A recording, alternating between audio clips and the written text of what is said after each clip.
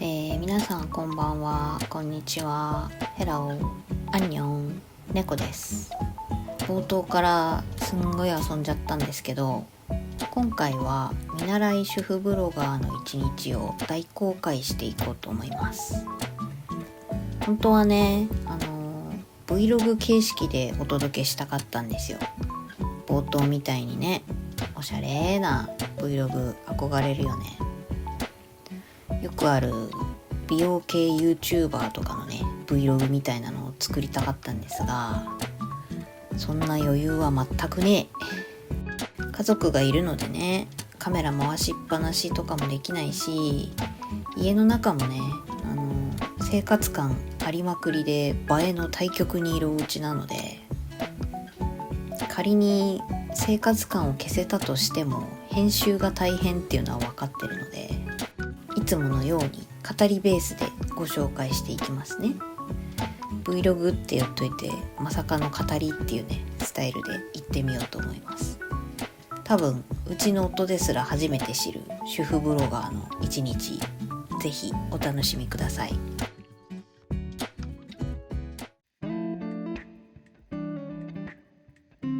では早速ね、時系列で逐一事細かに公開していこうと思います。我が家の朝は5時台から始まります。我が家の子たちね、なぜか朝日とともに起きる習性があって、真夏はね4時台とかあるし、冬は6時過ぎても寝てたりするんですよ。私は基本的に1年通してね6時から活動を始めるっていう感じなんですが、5時台にねもう子供たちがもぞもぞし始めるので、私もベッドの中でね少しまどろんで体を動かしたりして目を覚まします。夜中もね結局細かく起きて子供たちの布団直したりとかしてるので、夜に寝て朝まで起きないっていうことはほぼありません。基本 5,6 時間まとめて眠れたらいいかなっていう感じです。比較的ショートスリーパーなので、夜中も朝も寝起きはねいいです。夫は朝結構苦手なタイプなので、ゆっくり寝かしてあげたいなとは思うんですけど、子供たちに蹴られて起きてます。で、6時頃になったら私はリビングに降りてきて朝ごはんの支度を始めます。子供たちも一緒に起きてくる時もあるし、まだ布団の中でねこそこそ遊んでる時もあるんですけど、朝ごはんはね最近固定にしてるのでほぼパン。たまに子供たちの給食がパンの時は納豆ご飯とかご飯の朝食にするんですけど、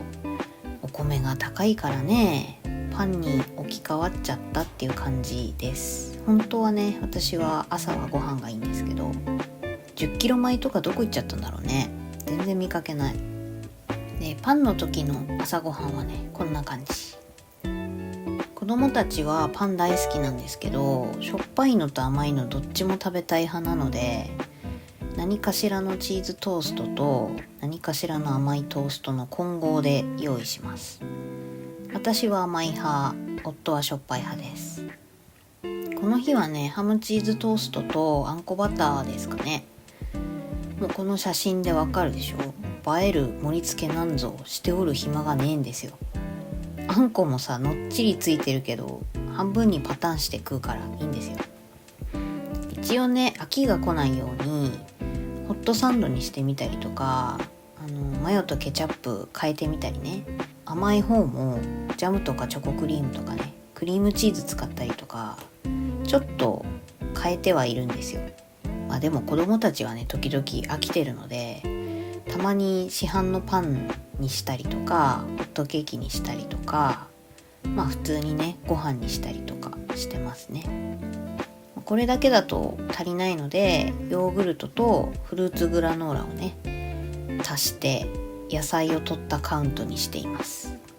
子育て中のねご家庭は果物も野菜カウントだもんね。で、たまに果物をねバナナとかボリュームのあるものにしたり、卵のおかずとか追加したりするんですけど、最近卵も高いからさ、ちょっと困るよね。で、大人はね、これにコーヒーとか紅茶とか、最近夫は健康のためにお酢のドリンクを飲んでるので、そういうのも追加してますね。冬はね、子供たちもあったかいココアとか蜂蜜ミルクとかあります。ありますって言ってるけど、私が準備するんですからね。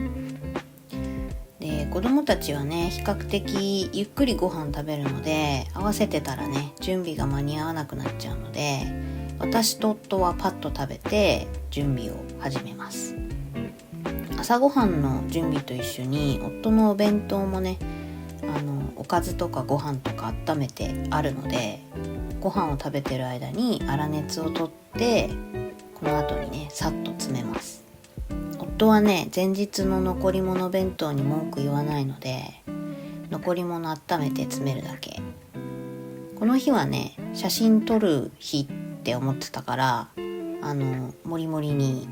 彩りもよく詰めてるんですけど、たまにおにぎりの方が豪華ではみたいなひどい時もあるので、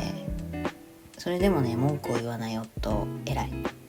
で、朝の準備はね、ざっとこんな感じ。着替えとかはね、もうそろそろ自分で選ばせてもいいと思うんですけど、まだちょっと美的感覚がね、個性的なので、ブリブリしい服にまみれてたり、柄オン柄で忙しかったりね、寒いのに半袖とかあるので、だからまだ私センスで用意してね、着替えてもらってます。うちの子たちね、偉いんで、自分たちでね、前の日に次の日の持ち物はカバンに入れて準備しといてくれるんですよ。ただ手拭きを濡らして絞ったりとか、水筒にお茶入れたりっていうのはまだ自分でできないので、持ち物の確認も兼ねて一緒にやってます。これもね、日によってイレギュラーに軍手持たせてとか、工作で使うペットボトル持たせてとか、今言うみたいなこともよくあります。たまに姉妹で逆に持たせちゃったりしてね、家帰ってきてから今日次女の水筒だったんだけどみたいな多々ありますね。で、荷物を準備しながら先生に連絡事項のお手紙書いたりとか、提出書類をね、確認したりもします。このあたりは本当にね、デジタルに統一してほしい。いちいち書くのめんどくさいんで、歯ブラシの仕上げしたり、髪の毛結んであげたりして、子供たちのね、身支度を整えます。なんかね、顔を洗ったりとか着替えとか歯ブラシってうちの子たちね、自らちゃんとやってくれるんですよ。こっちから言わなくてもね、やってくれる。幼児期はね、ルーティン化してなんぼって思ってからはいろんなことをね、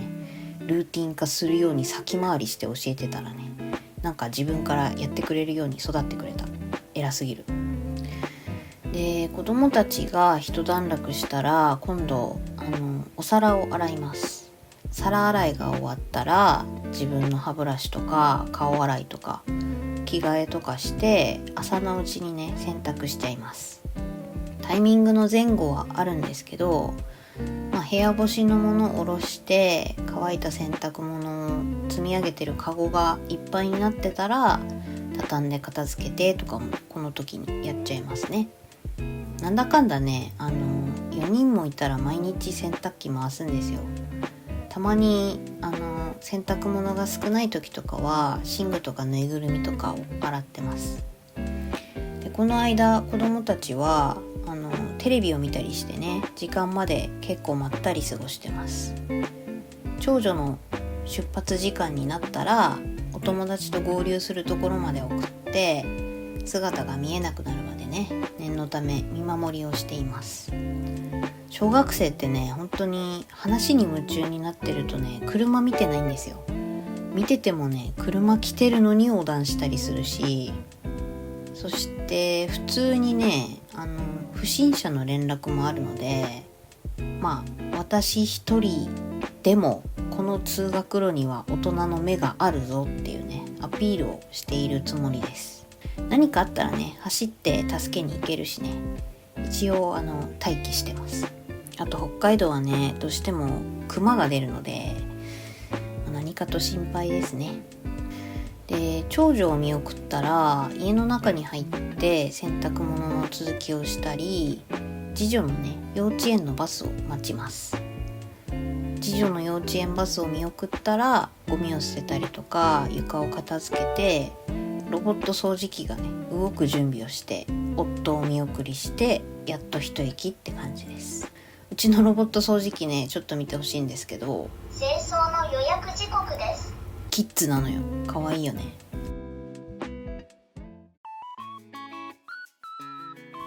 家の人がねみんな出かけて一息とは言ったもののね、基本すぐパソコン触るのであんまり一息ではありません。日によってね食材の買い出し行ったり自分の用事を済ませたりもするんですけど、基本的にあんまりゆっくりできないので、お昼ご飯食べたらね次女か長女かはすぐ帰ってきちゃうから、時間がかかる予定っていうのは入れづらいですよね。全く予定がない時はだいたい8時半から1時半まで作業に集中してます。間にねお昼ご飯も食べるんですけど、だいたい残り物温めて済ませるので、めっちゃ行儀悪いけど作業しながらね適当に食べてます。夕方に子供関連の予定があったりするときはお昼ご飯の支度と一緒に晩ご飯の下ごしらえをねさっとやるので、合間合間でギリギリまで作業しながらね次女の幼稚園バスを待ちます。で次女が帰ってきたらカバンとか着替えとかね後片付けを手伝って、今日幼稚園であったこととかをね話したり、長女が帰ってくるまで一緒に遊んだりして待ってます。長女が帰ってくる時間に合わせてね次女と外に出て帰り道をねまた見守ります。この帰り道の見守りもね長女と全然関係ない小学生と顔見知りになったりして、子供たちね人懐っこいからよく話しかけてくれたりね、うちの庭で遊んで帰ってく子もいたりして、結構ね興味深い時間なんですよ。たまにね最近は新1年生がいるので、迷ったーとかって叫びながらねダッシュで帰ったりとか、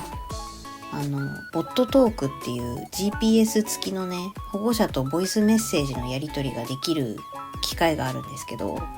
それで疲れちゃったからママ迎えに来てみたいな子が目の前通ってったりしてね、ランドセルの中身全部出して探してる子とかね、いろんな子に遭遇する時間です。で長女が帰ってきたらまたカバンとかの片付けをねさせて、すぐねうちの長女はね宿題やるんですよ。で宿題もね最近はお家の人を見てあげてくださいみたいな感じなので見てあげながら、何もなければ晩ご飯の支度をね合間でしたりしています。長女がねお友達と約束してきた時はお家にお友達がゲリラ的に来たりとか公園に行ったりするので、またちょっとバタバタするんですよ。お友達問題もね結構無法地帯な子がいるので、私としてはねメンタル削られたりするんですけど、なんとかやってますね。でおやつタイムとかもこの間にとって、約束で公園に行く時もね帰宅は16時で固定してるので、そこからお風呂まで晩ご飯の支度したりとかして過ごします。で子供たちはねもう子供たちだけで遊んだりとかテレビ見てダラッとして過ごしたりするので、隙間時間があれば私も作業をね少ししたりしています。パソコンの虫でしょ、やばいよね。で夕方はね我が家はお風呂が先なので、お風呂入ってスキンケアとかドライヤーとかしますね。夏はね子供たち汗がすごいので1日2回シャワーとか全然あります。で汗もできちゃったりするとかわいそうなんで結構ねすぐ洗っちゃうんですけど、でお風呂もね最近は少しずつ自分たちでね洗えるようになってきたんですけど、まだなんて言うんだろう、仕上げみたいなのは大人がやるので結構重労働です。私はね生理の時にちょうど夫がいないこともあるので、そういう時は私が服を着たまま子供たちを洗ってお風呂入ってもらって、時間差で自分もシャワーだけして上がってみたいにして結構ねバタバタします。これもね慣れが大きいんで大変だけど、こんなもんだろうみたいな感じでねやっちゃってますね。で子供たちのドライヤーもね女の子で髪が長いから結構時間かかるんですけど、自分のドライヤーも終わったら晩ご飯の盛り付けとか温めとかして、だいたい6時から6時半くらいに晩ご飯という感じですね。一般的にはね早い晩ご飯だと思うんですけど、子供たちね起きるのが早いから寝るのも早いんですよ。だから20時就寝に合わせてご飯って考えるとこの時間でもちょっと遅いくらいで、次女はねまた苦手な食べ物があるからそれが出てくるとすんごい食べるの遅くって、だからこの時間でもね全然余裕はありません。いつまで食ってんのみたいな時あるからね。で夫がね途中で帰ってきたらまた夫の分盛り付けて温めてとかあるしね。で最後洗い物してみんなで歯ブラシして20時就寝でやっとふーっていう感じです。子供たちはねこれだけアクティブに1日過ごすのでお休み3秒めっちゃ助かる。子供たちねまだ大人と一緒に寝てるんで、大人もね一旦20時には布団に入るんですよ。夫はね疲れてるともうその時点で寝ちゃったりする。私も寝るかと思いきや体調が悪くなければ起きてきて夜活します。生理前後とかね風邪ひいてるとさすがに睡眠を優先させてるんですけど、日中ね必ずしもがっつり作業できるわけではないのでだるいけど一旦起きてきます。子供たちがね一人で寝れるようになったらもうこの一旦ベッドっていうのがなくなるので、早くそうなってほしいなと思いながらもねまだ一緒に寝てくれるの嬉しいなとかね思ったりしてます。で23時くらいまでなんとか集中して作業できたらベッドに戻ってきて寝ますね。全然24時過ぎまでもできちゃうんですけど、さすがにね日付超えると次の日に響くのでできるだけ23時までに切り上げて寝るようにはしてます。ただ止まんないんで始めるとね、だから気づいたら23時過ぎてるとか全然ありますね。でこの夜の作業時間もね子供たちが結構ふにゃーって起きちゃったりするんで中断されることもねしばしばありますね。子供たちがね感染症にかかってるとね基本徹夜で様子を観察してるので、夜活できないけどベッドにはいるけど寝てないみたいなね謎の時もあります。でここまでで、やっと私の一日が終わるという感じです。分かってもらえたと思うんですけど暇な時間なんてね1ミリもないんですよ。お仕事されてる方はねさらに時間が詰め詰めだと思うので本当に大変だと思いますね。仕事とか作業がなかったのだとしたら多分その時は家の中をねひたすら整えていると思うので、今より家の中はね綺麗かなって思うけど。さて今回は主婦ってさらにブロガーって一日どうやって過ごしてるのっていうのをね、私の一日ですけどね大公開してみましたがいかがだったでしょうか。なんかね悲しいかな、主婦の価値とか必要性ってね結構歴史的にも社会的にも最悪家庭からもねなきものにされがちなんですよね。生活していく上でねある意味当たり前のことをしていると言われればそうなんですけど、だからといってね、何もしていないわけではなくて、こんなにも一日をね、家族のために動いているんだよっていう部分をね、ぜひ理解していただきたいなと思います。だから主婦にも給料をよこせとか、そういうことは言いませんよ、私は。ただね、その発言が出るっていうことは、それだけ主婦がね、家庭からも社会からも認めてもらってないんだと思います。夫からのリスペクト、感謝、それがあるだけでね、主婦は救われるんですよ。でもね、基本主婦ってね、自分がその日中やってることって言わないから、仕事だったら給料でね可視化されてるけど、実際に何をしているかってその主婦しか知らないからね、周りから分かってもらえないのは確かにそうかもしれないよね。今日はね、一主婦の一日ということで、一概にこうだというものではないんですが、おおむね主婦はこれだけのことをしているという一つのね可視化になっていれば幸いです。今はね、子供たちがだいぶ大きくなってきたからいいけどね、赤ちゃんの時とかって本当にあと一人大人がいてくれたらっていう瞬間がね、死ぬほどあったからね。今この赤ちゃんが寝ている時間、見守ってくれる大人がもう一人いたら、買い出し行ったり自分の睡眠に当てたり家のことできるのにって何度思ったか。子供たちが大きくなってきたら今度ね、長女と次女でねスケジュール違うから、長女の参観日あるんだけど次女帰ってくる時間だなとか、次女の行事あるけど長女休みだなとか、そういうのも日常茶飯事だからね。なんとか夫と都合をつけるんだけど、できない時は次女か長女かどっちか同伴でもいいですかって確認したりとか、どうにもならない時はね祖父母を頼ったりしてなんとかやってますけど、本当にね、あと一人大人がいたらね、各ご家庭全てがうまくいくような気がするよ、私はね。少子化対策とか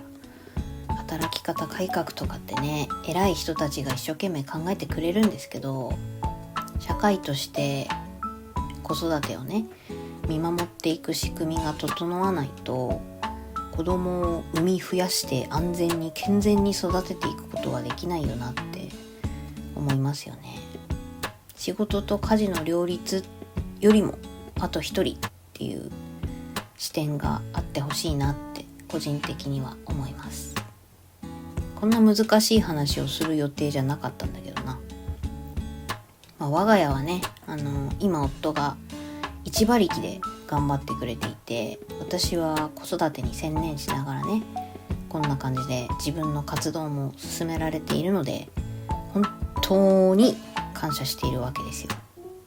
これからね、家庭を支えつつ二馬力になってネオ的ワークライフをね実現したいので、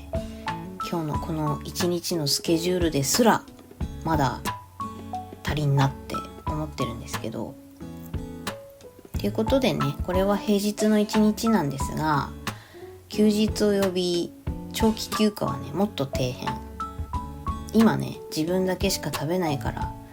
手を抜いているお昼ご飯がね家族ミッションとして追加される上に、子供たちの体力がね尋常じゃないので、午前中と午後外遊びが二部制になります。親は死ぬ。しかし日中の作業時間がねなくなっちゃうので、夜活は必要になってくるわけで、寝る時間もね削る。でしかもね、雪国は冬には雪かきというね重労働が追加されるので、マジで地獄。ここ2年くらいはね、ダイエットとか筋トレとかって割り切ってやってるんですけど、だんだんやっぱしんどいよね、年的にね。冬場はさらにね、感染症地獄という地獄も追加されるんで、子供たちがね感染症にかかったら 1,2 週間学校とか幼稚園休みとか普通にあるし、姉妹で移し合ってたらね2ヶ月ぐらい交代で休みとか全然あります。大人もね順番にかかるんで、もう10月以降誰かしら具合悪いのがデフォ。そんなこんなでね、最近かなり改善されているという話を耳にするようにはなったんですけど、母親はね、週休0日制がなぜか当たり前だと思われている過酷な役割です。主婦だろうがワーママだろうが大変なものは大変だし、男性陣もね、それはそれで大変です。大変自慢でね、殴り合いをしていないで、お互いにリスペクトを持って、ぜひ夫婦で協力し合って、頼れるじじばあばがいる方はね、頼っていただいてハッピーに暮らせるといいなと思います。私は今ね、主婦という存在価値をね、社会的に抹消されかけているんですが、そんな地位を消されかけても、会社員至上主義をね、不意に突きつけられようともね、自分で稼ぐ力を生み出すことがこれからの時代必要になるんじゃないのかなと思っています。だし、家族とのね、時間はすっごい大変なんですけど、結局何にも代え難い幸せなんでね、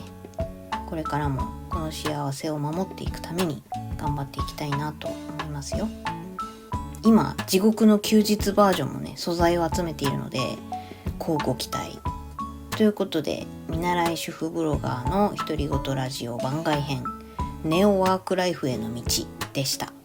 けね。